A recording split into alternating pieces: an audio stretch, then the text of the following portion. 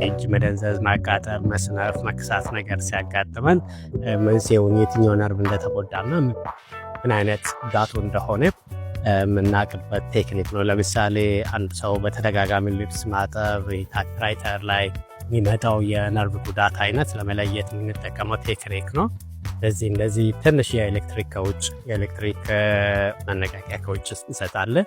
ያ እዚህ የሰጠነው በምን ፍጥነት እዚህ ቦታ እንደደረሰ መለካትና መጠኑን በማወቅ ብቻ ኮምፒውተሩ በሚሰጠን አናሊሲስ ችግሩን መለየትና የትኛው ነርቭ እንደተጎዳ ማወቅ እንችላለን ማለት ነው። ነርቭ ኮንዳክሽን ስቴዲ ነርቭ መመርመሪያ ሜቶዶች ውስጥ አንዱ ሲሆን ነርቭ ስርዓታችን ሲጎዳ የተጎዳበት ቦታ መቼና ክብደቱን የምንለይበት ነው። ይሄ ፊት ላይ፣ እጅ ላይ፣ እግር ላይ መስራት እንችላለን። ለዚህም በተለያዩ ምክንያቶች የሚወጡት የነርቭ ጉዳቶችን ለመለየት የሚረዳን ነው። ለምሳሌ ከሱካር ጋር፣ ከግፊት ጋር፣ አልኮል ጋር፣ ከአንዳንድ ምግብ እጥረቶች ጋር ተያይዞ የሚመጡና እንደዚህም ከተለያዩ ኢንፌክሽኖች እንደ ጂቢኤስ ጉሊያን-ባሬ ሲንድሮም እንደምንለው ቤልስ ፐልሲ የምንለው ፊት የሚያመጣ እና የተወሳሰሉት ማንኛውም ሰው ሊሰራለት ይችላል። ዛሬ ከተወለደው ልጅ ጀምሮ እስከ እድሜ ባለጸጋ ድረስ እና ነፍሰ ጡሮችም ሊሰራላቸው ይችላል። ምንም አይነት ጉዳት የሌለው